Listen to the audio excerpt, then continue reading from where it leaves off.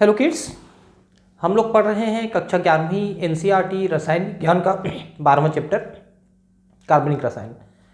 इसके पिछले 5वें वीडियो में मैंने आपको साखित श्रृंखला वाले एल्केनों के नामकरण बताए हैं।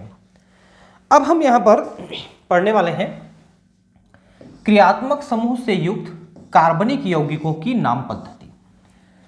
क्रियात्मक समूह क्या होते हैं? जैसे आपने पढ़ा कि एल्डिहाइड है CHO, या कीटोन है CO, या कार्बोक्सिलिक एसिड है COOH। इस टाइप के जो समूह होते हैं उन्हें हम क्रियात्मक समूह कहते हैं। और जो पूरा यौगिक है उसकी भौतिक गुण, रासायनिक गुण इन्हीं क्रियात्मक समूहों पे निर्भर करती है। किसी यौगिक में कोई एक क्रियात्मक समूह या एक से ज़्यादा क्रियात्मक समूह हो सकते हैं, और अगर एक से ज़्यादा क्रियात्मक समूह होते हैं तो वो एक ही प्रकार के भी हो सकते हैं, जैसे केवल एल्डिहाइड या कीटोन, या फिर एक से ज़्यादा प्रकार के भी क्रियात्मक समूह हो सकते हैं। तो ऐसे यौगिकों को हम लोग नामकरण यहाँ पर पढ़ने वाले हैं कि क्रियात्मक समूह के साथ कैसे उनका नामकरण हम करते हैं।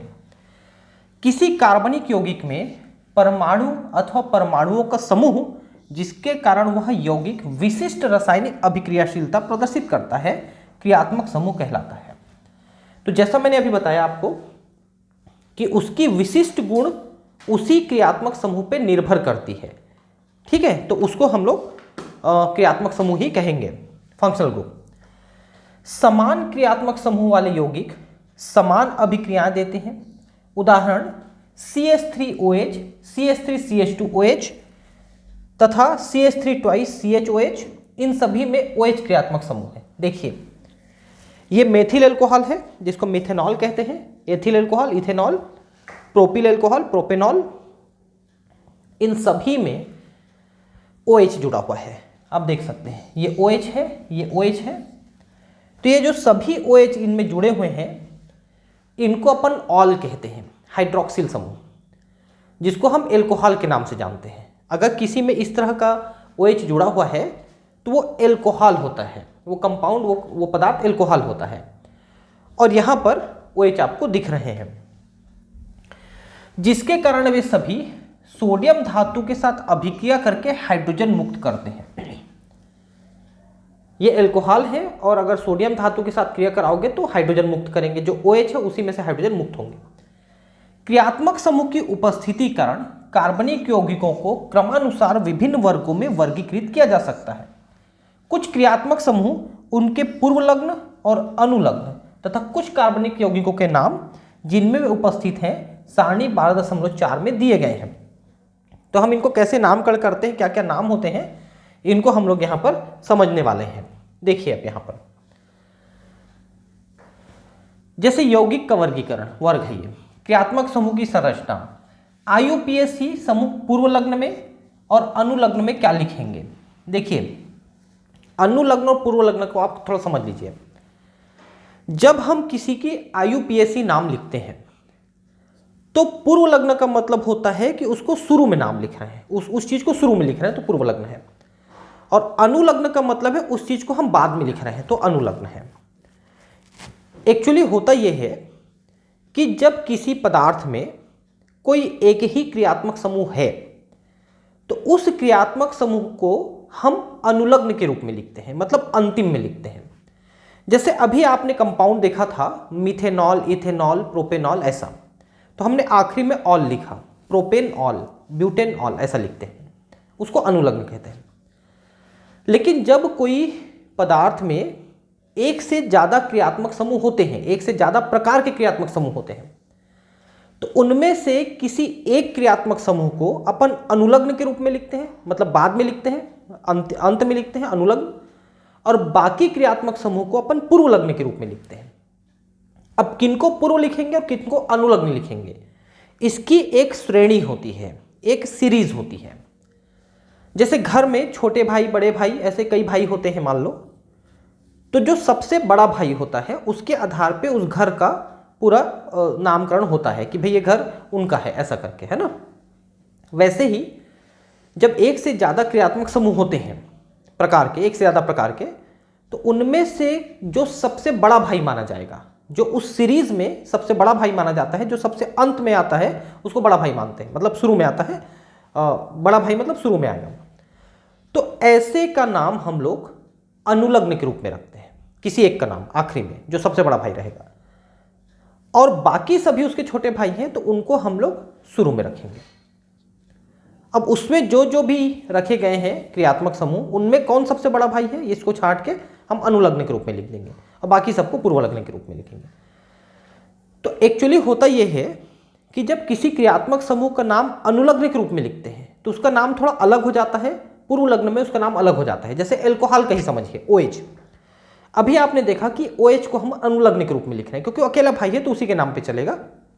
अनुलग्न के रूप में लिखा कि मिथेनॉल, ऐसा हमने ऑल शब्द लिखा आखिरी में। लेकिन मान लो किसी पदार्थ में OH के साथ COOH है, कीटोन है, एल्डिहाइड है, कई हैं, तो फिर हाइड्रोक्सी करके हम शुरू में लिखेंगे, मतलब पूर्वलग्न में हम उसको हाइड्रोक्सी लिखेंगे। अंत में लिख रहे हैं अनुलग्न तो हम उसको ऑल लिख रहे हैं, शुरू में लिख रहे हैं पूर्वलग्न तो हम उसको हाइड्रोक्सी लिख रहे हैं। तो दोनों के नाम में अंतर आ जाता है कि अगर उसको अनुलग्न के रूप में लिखेंगे, सबसे बड़ा भाई है, तो फिर अनुलग्न के रूप में लिखेंगे तो वो अलग किस्म से लिखाएगा, जैसे ऑल लिख रहे हैं हम लोग OH को।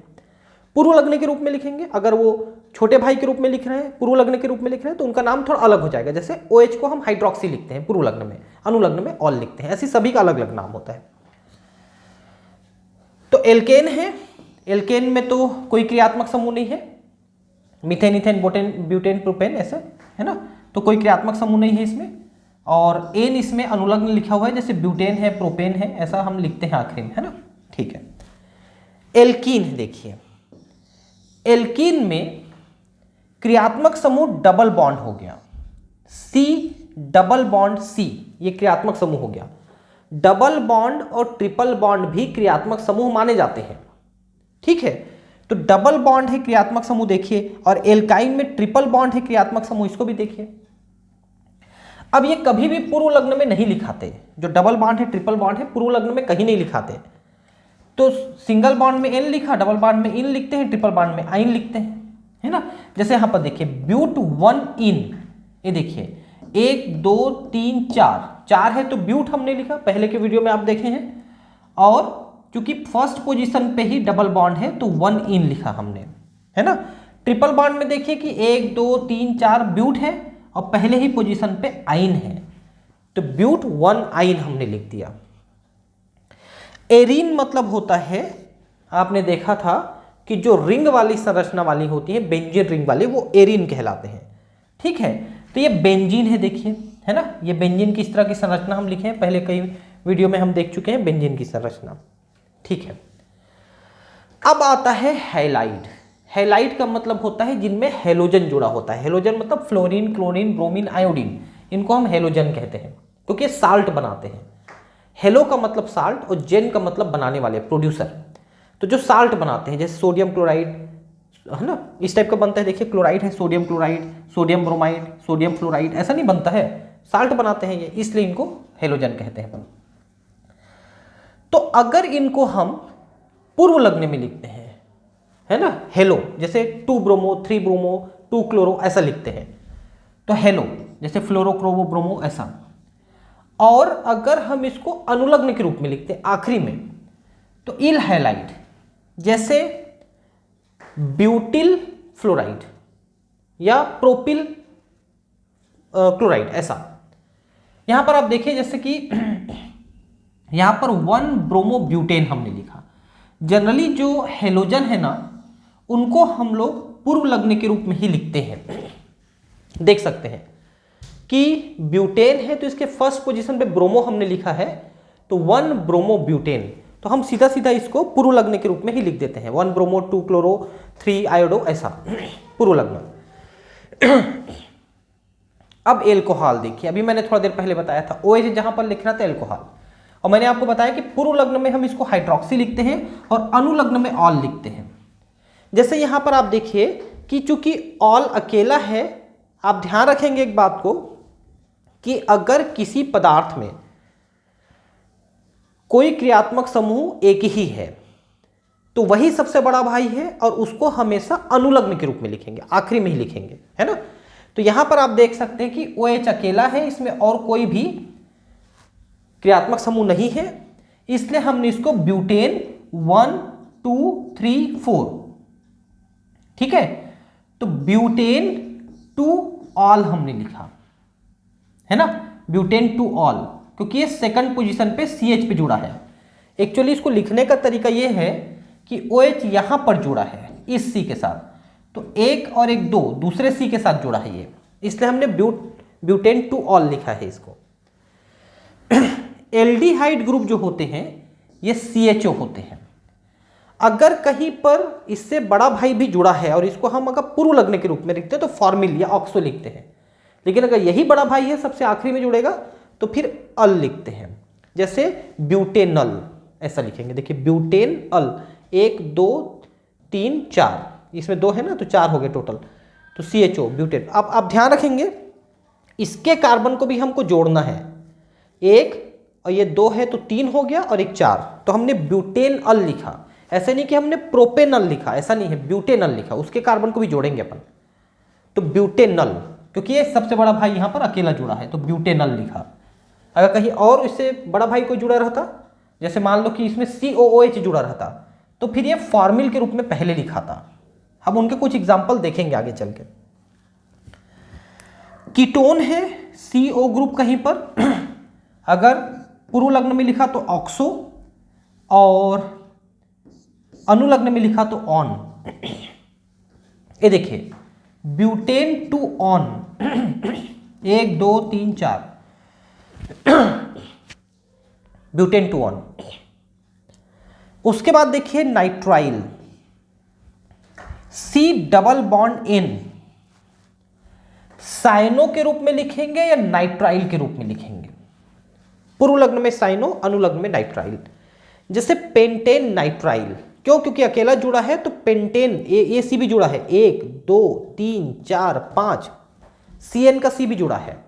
जहां पर भी CHO CO CN C भी जुड़ेगा, ध्यान रखेंगे इसको, पेंटेन नाइट्राइल।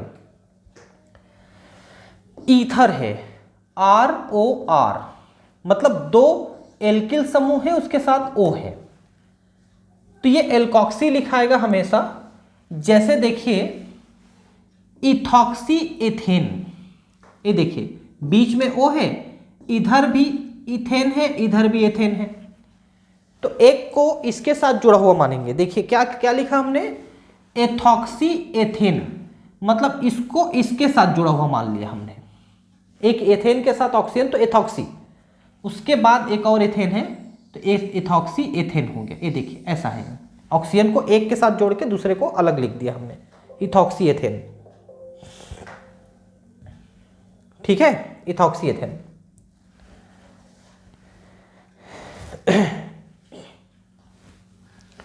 अब ये देखिए कार्बोक्सिलिक अम्ल COOH, ये कहीं पर जुड़ा रहेगा ना तो इसके साथ कोई भी दूसरा समूह जुड़ा रहेगा तो ये सबसे बड़ा भाई ये अनुलग्न में लिखाएगा और बाकी सब इसके पूर्व लग्न में लिखाते हैं।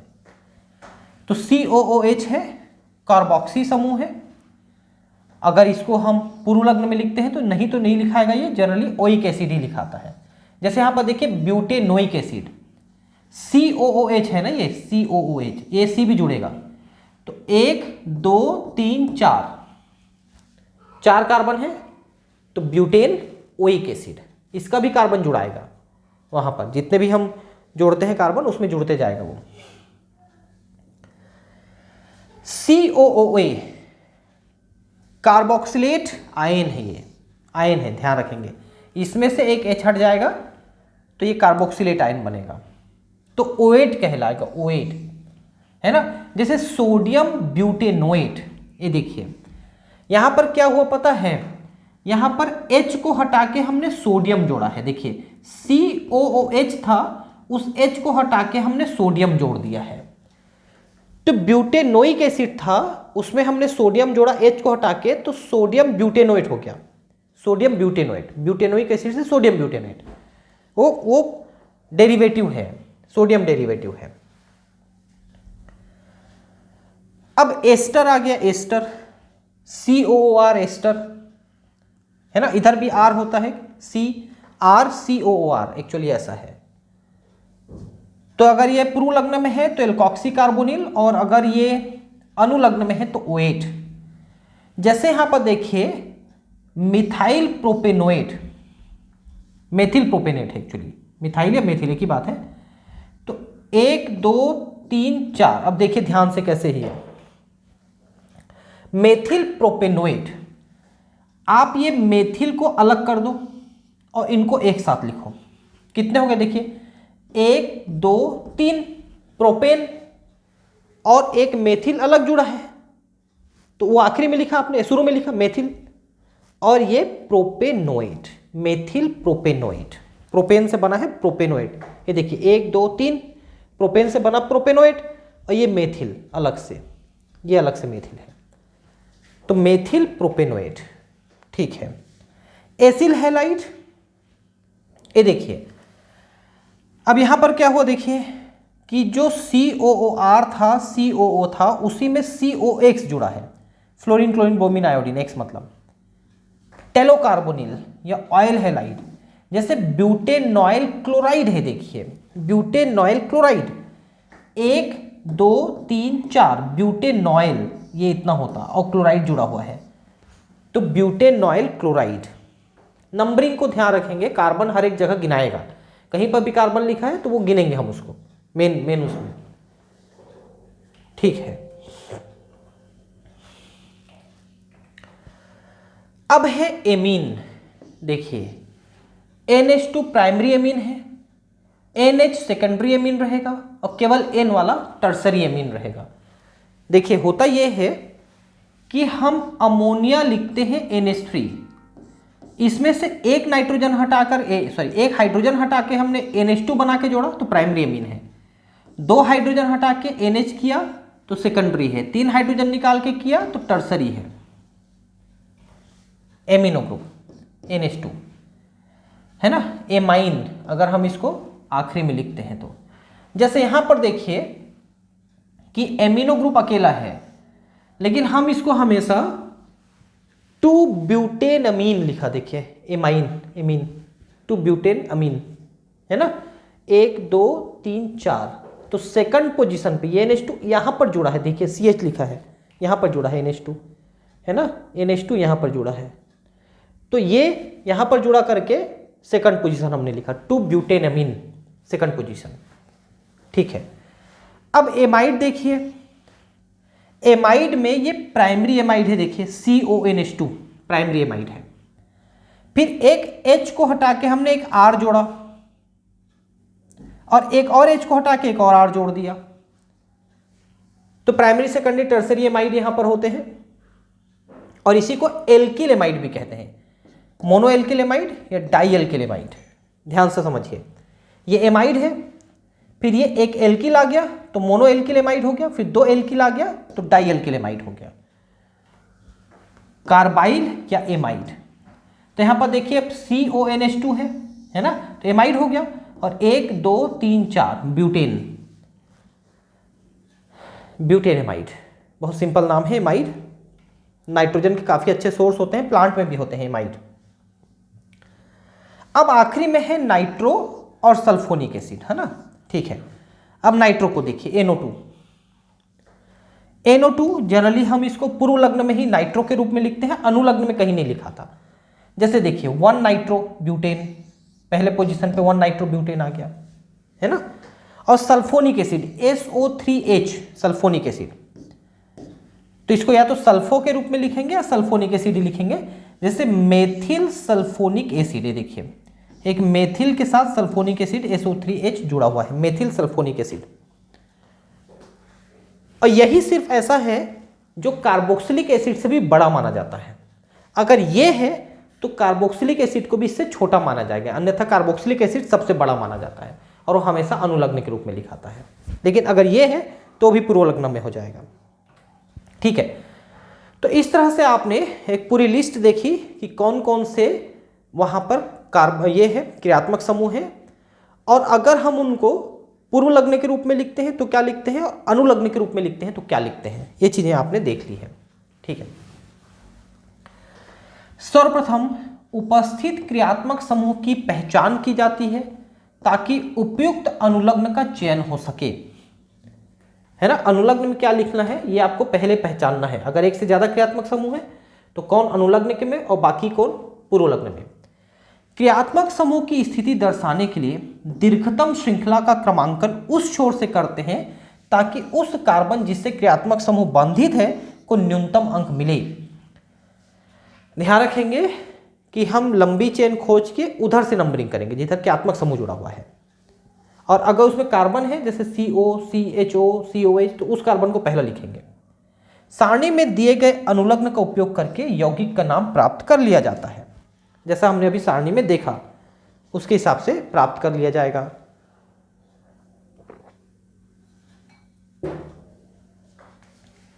बहुक्रियात्मक समूह वाले यौगिकों में उनमें से एक क्रियात्मक समूह को मुख्य क्रियात्मक समूह मान लिया जाता है और उस आधार पर यौगिक का नाम दिया जाता है।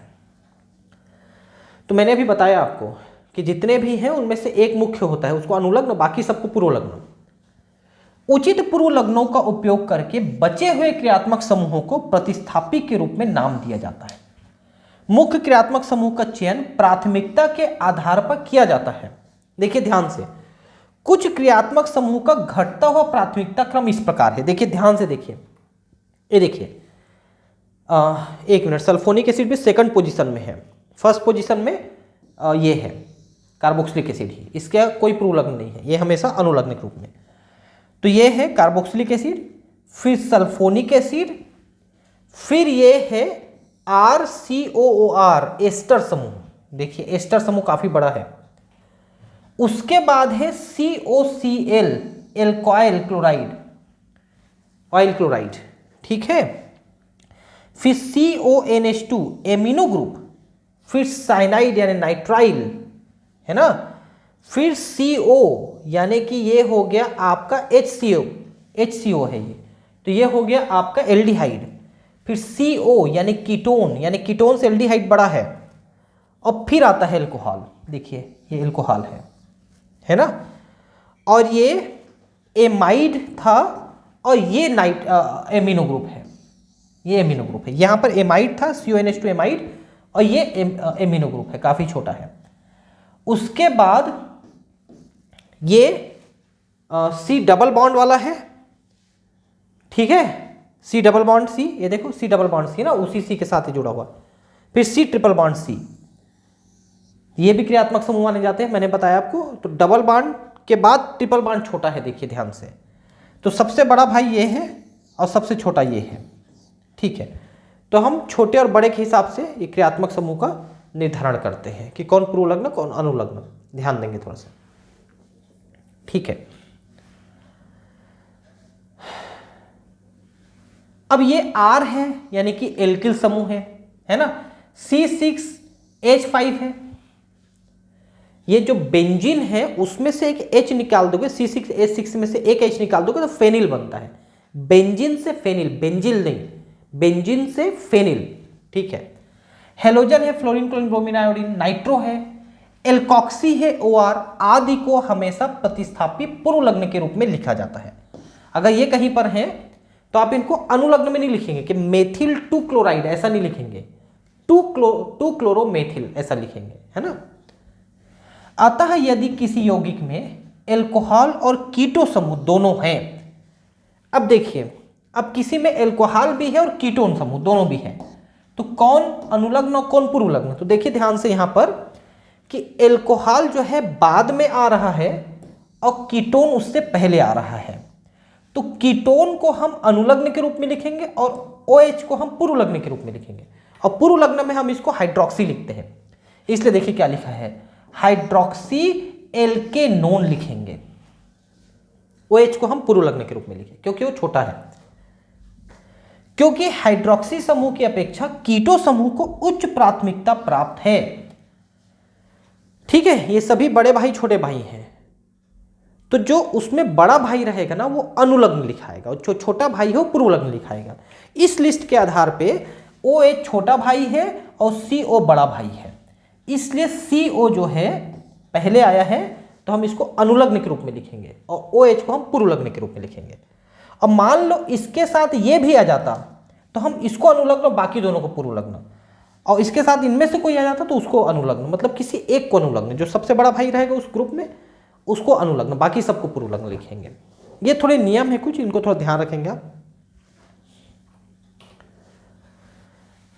उदाहरण OH यानी OH है ये, CH2 थ्राइस, CH2 COCH3 का नाम क्या लिखाएगा? देखिए अब यहां पर OH समूह भी है और CO समूह भी है, तो अभी हमने देखा कि CO समूह बड़ा माना जाता है, तो वहां से गिनेंगे अपन, है ना।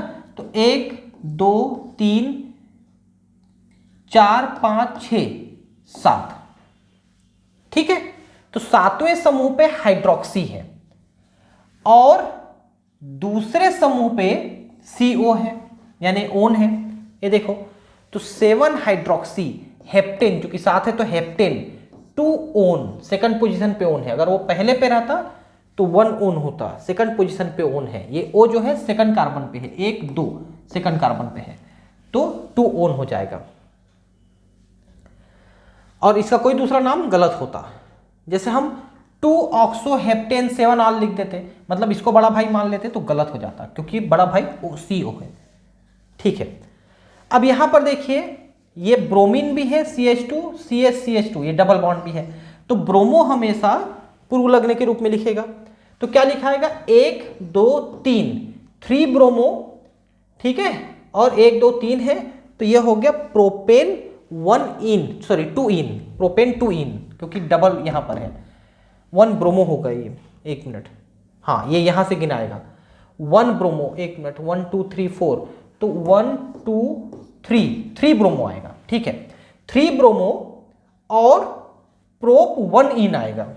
देखिए प्रोप 1 इन, 1 2 3 है तो प्रोपेन हो गया, और डबल बॉन्ड है तो इन हो गया, और ये ब्रोमो 3 पोजीशन पे, तो 3 ब्रोमो प्रोप 1 इन होगा, ठीक है। ये देखो क्या लिखा है, सही नाम 3 ब्रोमो प्रोप 1 इन है, ठीक है, न कि 1 ब्रोमो प्रोप 2 इन, ये गलत हो जाता। अभी हम जो पहले देख रहे थे वो गलत हो जाता, ठीक है।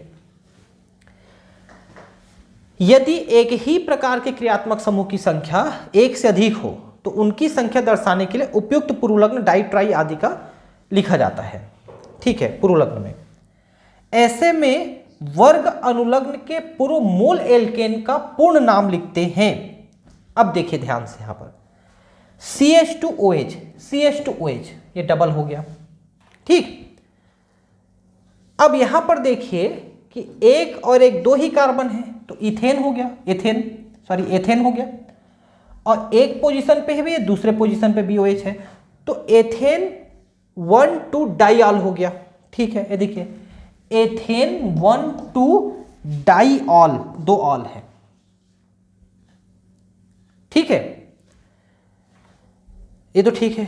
परंतु अगर एक से अधिक द्विआबंध या त्रिआबंध है तो एल्केन का ना प्रयुक्त नहीं किया जाता है, जैसे CH2 double bond CH, CH double bond CH2।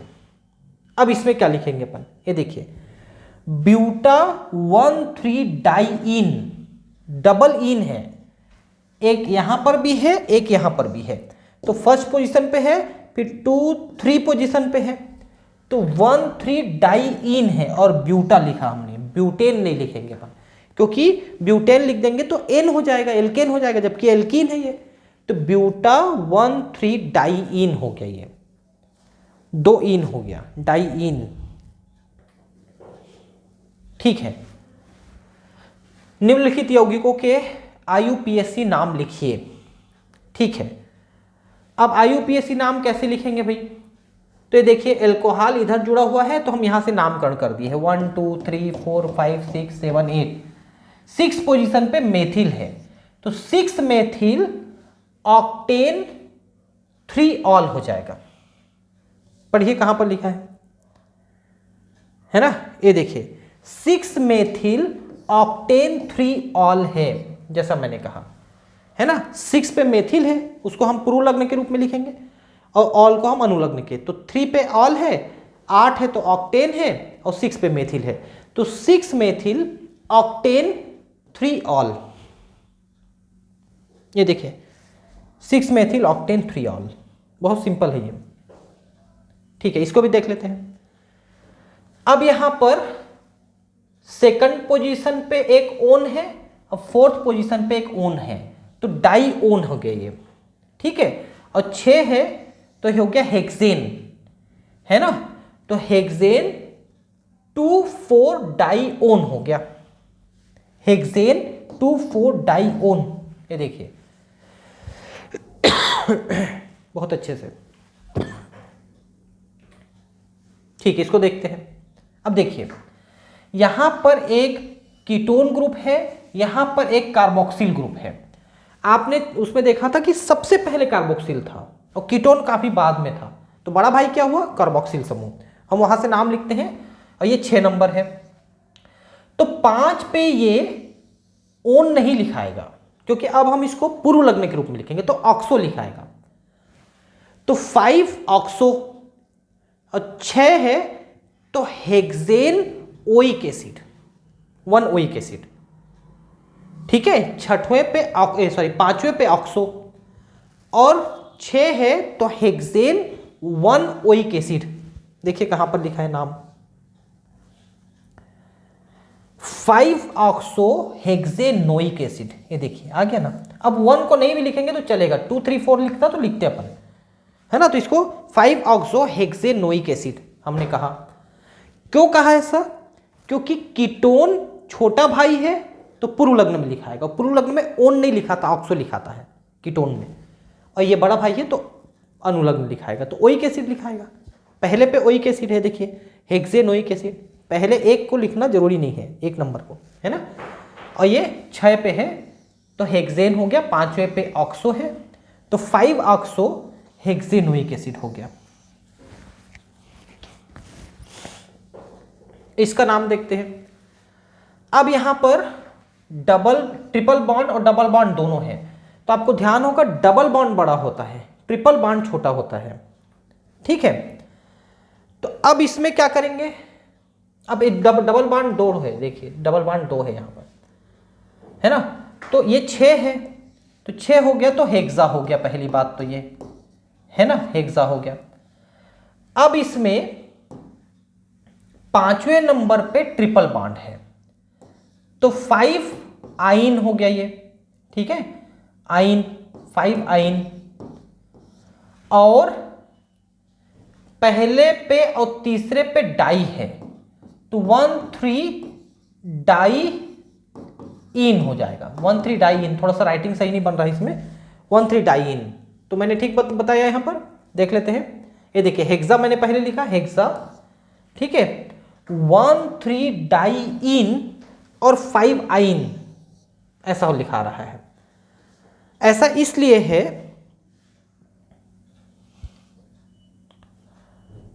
ठीक है क्योंकि ये डी पहले आ रहा है अल्फाबेटिकल में, इसलिए हमने उसको पहले लिख दिया, ठीक है, ऐसा है।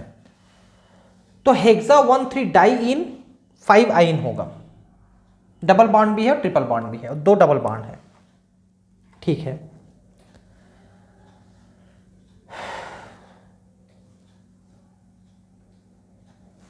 अब ये संरचना लिखने वाले क्वेश्चंस हैं और इनको हम लोग नेक्स्ट क्लास में पढ़ते हैं, ठीक है, ये क्वेश्चंस को, ठीक है। मिलते हैं अगले क्लास में, थैंक यू, बाय।